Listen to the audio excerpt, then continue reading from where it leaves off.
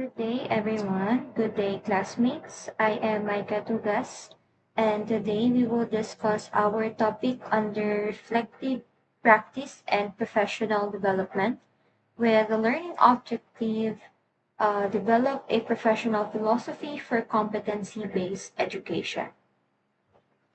So, a strong philosophy becomes a guide for decision making, teaching strategies, and assessment practices. So, for us teachers, it is like a framework that we uses and guide us when it comes to teaching decisions, assessment methods, and even the way we interact with our learners. So in order to build a robust philosophy, educators need to synthesize their beliefs about learning, equity, and the role of the educator. Since our topic is about or under the reflective practice and professional development, creating a philosophy is not just about stating our beliefs, but rather it is about continuously shaping, understanding, testing, and refining our beliefs through experiences, evidence, and most importantly, our critical reflection. So, in creating a philosophy or professional philosophy in CBE, it is personal and values driven statement. So, meaning to say, we answer questions like what competence means in our context. How do we define mastery? How can we measure the students' mastery, or how can we say how our students learn best? What is our role as a teacher and as a facilitator of mastery? And what kind of assessment do we use to support students' learning? So, those are the questions that we need to apply and understand in creating philosophy. So, therefore, educators must deeply understand the foundational ideas of CBE because we are now in charge in creating a clear and adaptive set of principles that will guide us in designing, delivery, and even the assessment of learning within a competency based education system. And it is crucial that we first acknowledge that CBE prioritizes the mastery of skills and the demonstration of competence, which requires a fundamentally different approach or teaching approach. So, in drafting competency based education philosophy, it involves several interconnected dimensions, including number one is anchoring philosophy in core CBE principles. So this includes mastery over time, personalized learning path, real world relevance, student centered. It is a measurable and meaningful outcome. It has a formative and criterion reference. So in creating philosophy, it should clearly reflect all of these principles. It should translate into classroom or training of the learning. So we all know that CBE philosophy, it also emphasizes that the students must demonstrate a high level of proficiency or what we call competency, a mastery before moving into a next level. We also view it as the learners as an active participant. We allow them to learn at their own pace. CBE rejects the one size fits to all model. We also provide feedback. We also encourage self assessment and self reflection. Also, learning should be relevant and applicable. What is taught inside the classroom should also mirrors the current standards that we see or that we use in the industry. Okay, and lastly, we also use clear and measurable competency standards. And we must ensure that both the educator and the student has the same shared understanding of what is mastery. Then, what are the guiding questions that we can use? Number one, what does mastery truly mean in my classroom and how do I know when a student has achieved it? So, paano ba talaga natin malalaman o makikita that the student is already competent. Next, do I believe all students can achieve competency at high levels? And how is this belief reflected in my teaching practices? Paano ba natin masusure that all the students can really achieve the high level of competency? Ano po kaya yung mga teaching styles na gagawin natin, the teaching tools that we're going to use para ito ay maging effective at maging um, effective pagdating po sa pagkatuto ng bata. And number three, how does my philosophy shift the focus from time-based learning to mastery-based learning? So tayo nga po ay nasa frame na ng kumbaga shift na natin yung time-based learning to mastery-based learning. Like for example, in public, we all, or in senior high school, we only have like 45 minutes when it comes to teaching, and they expected us to do all the activities, the discussion, and the assessment. No, paano natin mapapakita that in 45 minutes there is a mastery-based learning? Okay. Next is it is also aligned with the integration of reflective practice, and this is the heart of our philosophy because it talks about our perspective on competence in teaching and in learning. So dito na po papasok yung ating commitment to a lifelong professional development, our engagement with lifelong learning as an educator, our willingness to adapt with new teaching practices, and lastly, our openness to feedback and reflection na kumbaga ito po ay talagang makakatulong sa atin when it comes to professional development. So meaning to say, in this number 2, in CBE, even teachers model competency by continuously improving our own practice. So therefore, number 1, we regularly evaluate our teaching strategies and student outcomes. We also question assumptions about learning and competence. And number 3, we adapt practices based on reflection and feedback. So always remember that reflective practice is the engine that drives our professional growth. Sabi nga natin that there is always a room for improvement. So therefore, we analyze what counts as competence. It includes knowledge, the skills, even the attitudes and values. And how does this competence connects to real life performance? No? So like for example, in education, applying theory, we are applying theory inside a classroom as a practice, while in technical fields, we are now performing tasks that is aligned or related to the industry standards. So meaning to say, competence when it comes to teachers and students, competence is not just about knowing, but being able to do effectively and consistently. So dito natin ina-apply yung continuous learning, meaning to say we try to adopt or to learn new assessment, new methods. We try to learn to use new digital tools.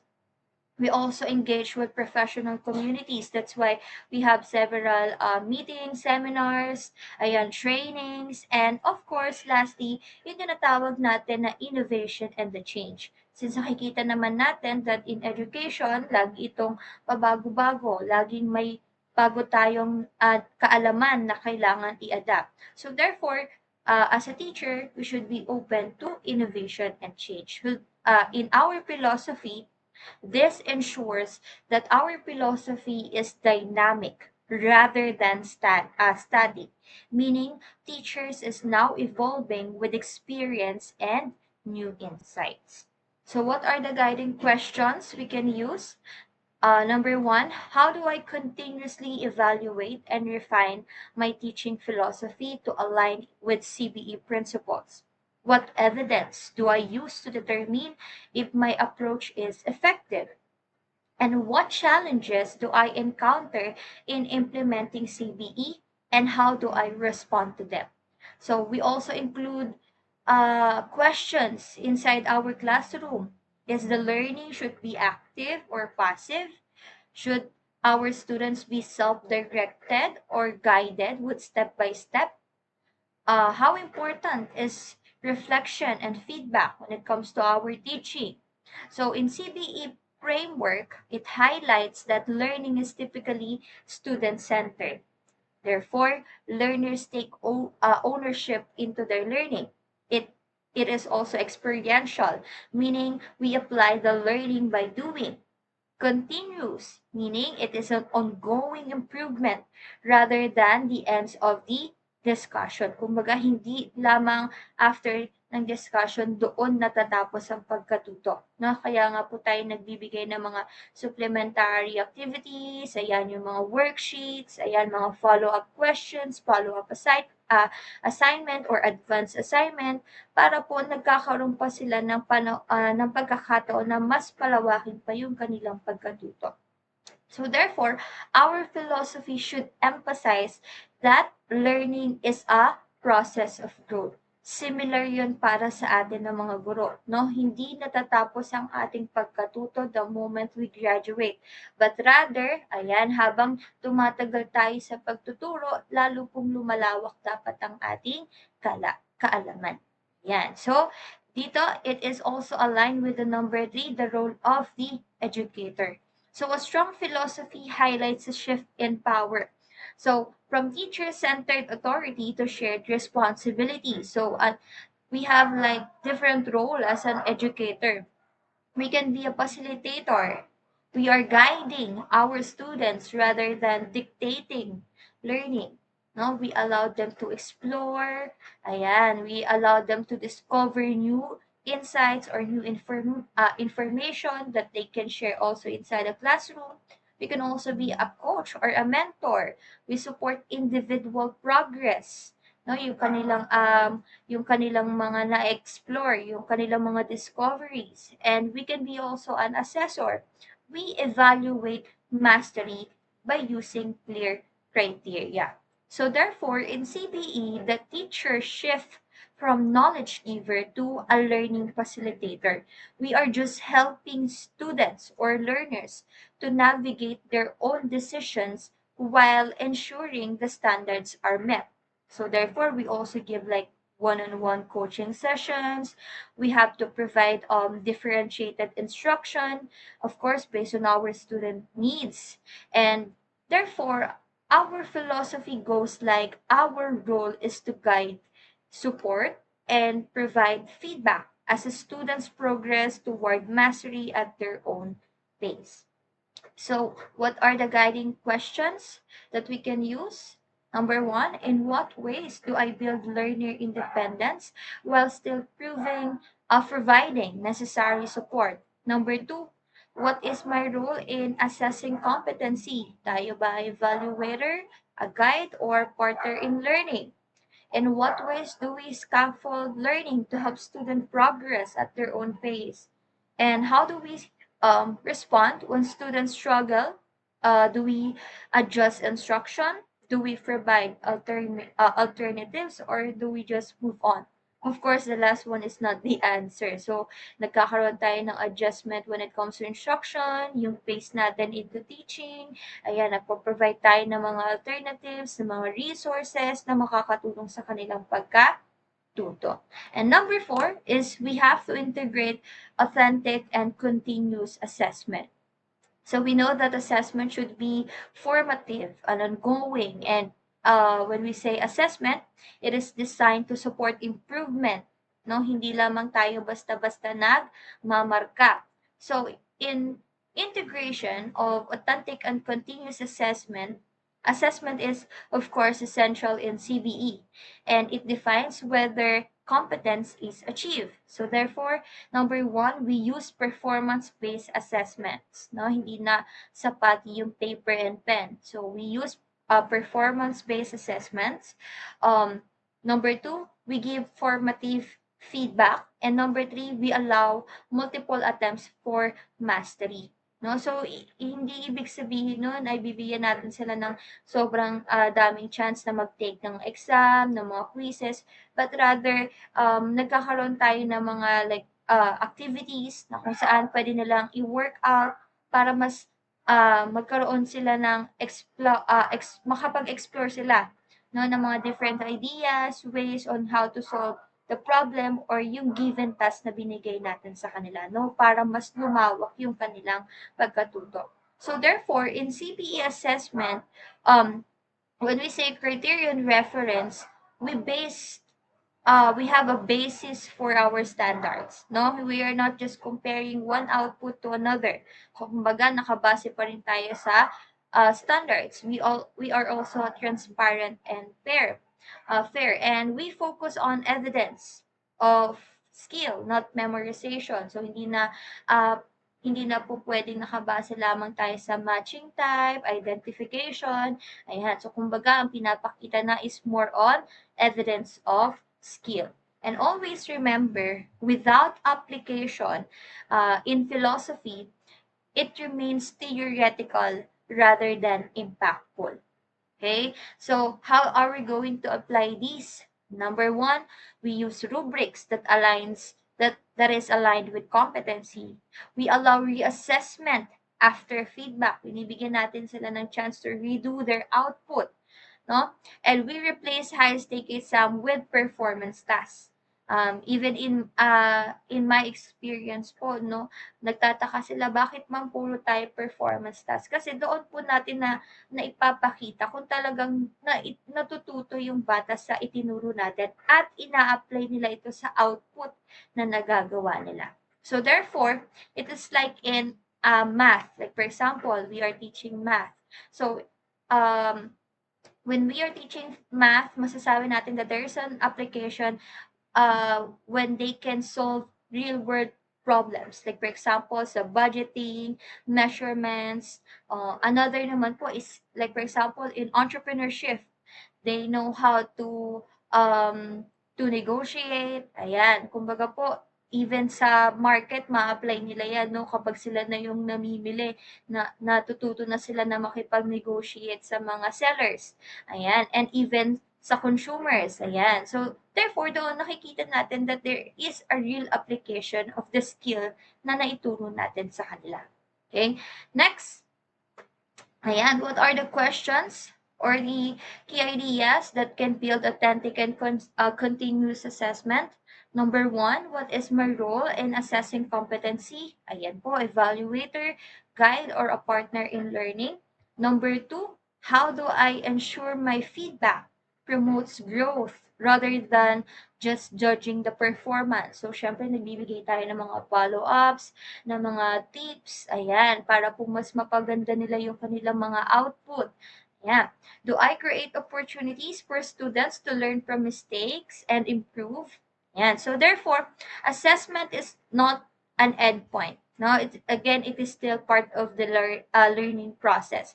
Kahit man na magkaroon sila ng mistakes from their previous outputs, ayan, there is still a time na pwede natin itong i-correct at mas mapaghandaan pa po nila yung kanilang mga susunod na output. So therefore, in continuous assessment, we should stress the real work tasks, clear rubrics, and opportunities to demonstrate mastery. No, kasi syempre nanghihinayang na unang try, then nagkaroon ng mistake, then yun na yung agad yung nagiging final grade nila. When in fact, they can do more. Ayan. So, kumbaga, pag binigyan natin sila ng chance, there's still a chance na mas mapaganda at mas mapabuti pa po nila yung kanilang mga output. At doon nakikita natin or mas lumalabas yung kanilang creativity and mastery pagdating sa skills. Number 5 is equity and inclusivity. Ayan, naniniwala si CBE that all learners can achieve competence when provided with appropriate time, resources, and guidance. Yan. So in CBE, it promotes equity by allowing students to progress at their own pace. It actively supports inclusion through practical strategies. So in CBE, there is a recognition of diverse learning styles.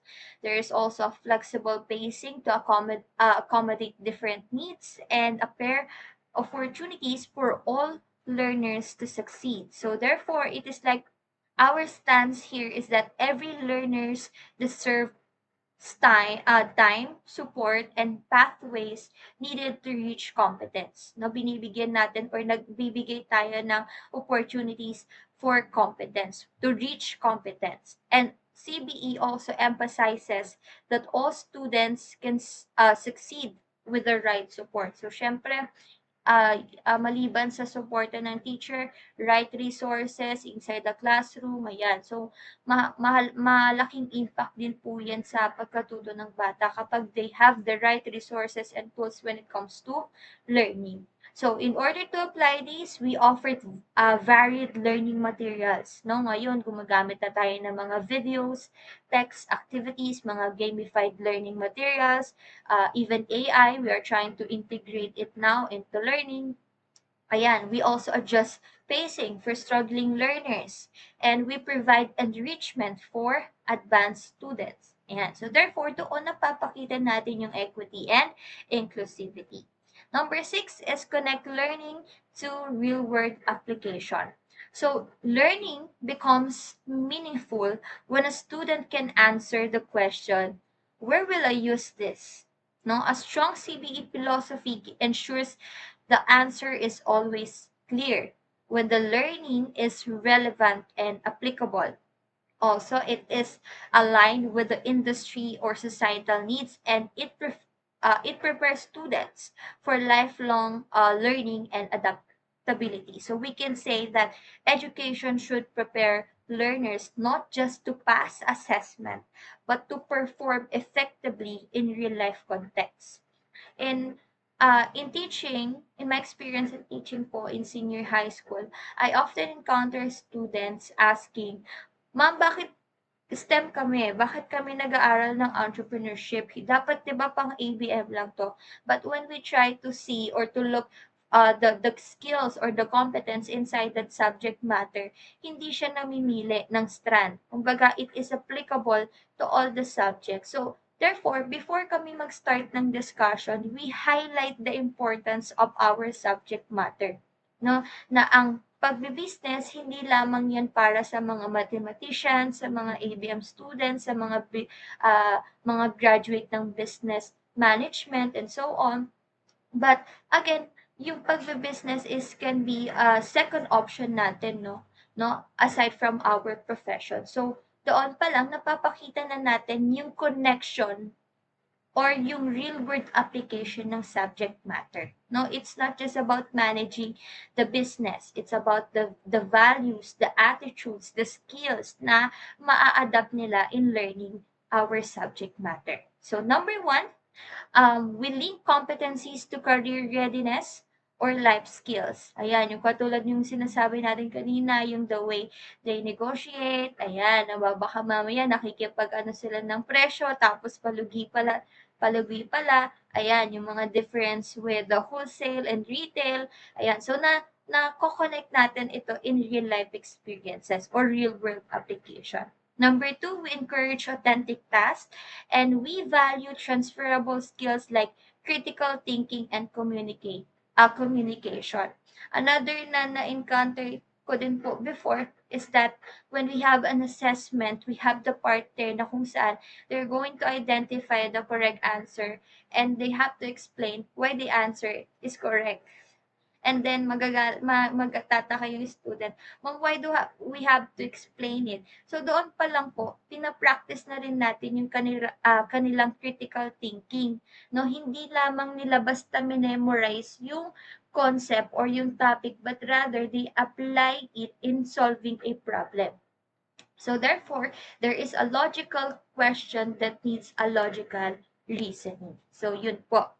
Next, what are the guide questions? Ayan, are my assessment designed to evaluate practical application, not just theoretical understanding?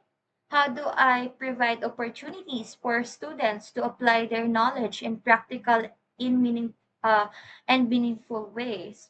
What kind of performance tasks or projects do I use to demonstrate real-world competence? Can students clearly see the purpose of what they are learning? And so after synthesizing all these elements, we can now synthesize it into a clear statement. So therefore, our philosophy should be expressed as concise but powerful statement. So it includes our core belief about learning and education, our view or context about competence and mastery, our role as a teacher and the role of the learner, our approach to assessment, and our commitment to equity and relevance, and our vision for learner success in a CBE system. So here is an example of a uh, professional philosophy for competency-based education. I believe that learning is a personalized and continuous process where all students can achieve mastery through meaningful, real world experiences. And as an educator, I serve as a facilitator and mentor, guiding learners toward clearly defined competency through flexible pathways, ongoing feedback, and performance based assessment. I am committed to fostering an inclusive environment where every learner has the opportunity to succeed at their own pace. But why it matters, no? Bakit na kailangan we synthesize a clear statement, no? Hindi naman kailangan na ito po ay um, masyadong magarbo kapag tayo po ay gumagawa ng statement. But again, in competency-based system, we highlight that we as an educators, we are no longer just a content deliverers. No, we are now a facilitators of mastery and assessors of real-world competence. A well-developed philosophy ensures that our actions are purposeful, reflective, and aligned with meaningful learning outcomes. So before we end our lesson, let's revisit our teaching philosophy, and let me leave you as question. Ayan po. To what extent does my teaching prepare students to apply their competencies in real life situations? And how can I strengthen this connection? No? So when we teach a certain skill or competence, paano kaya natin mapagtitibay itong skills na to? Meaning to say that after teaching the skills, how can we say na magagamit ito ng bata paglabas ng paaralan? No? So like for example, in values, we teach values. No? It doesn't end inside the classroom. Dapat ay nakikita din natin ito na nagagamit ito ng bata paglabas ng eskwelahan. So this question po, I leave it here. Ayan. And always remember, this is just a quote, a strong CBE professional philosophy is not about sounding idealistic. It it's about being clear, practical, and consistent. And if your philosophy doesn't translate into into how you teach, assess, and interact with learners, therefore it's incomplete. Ayan po.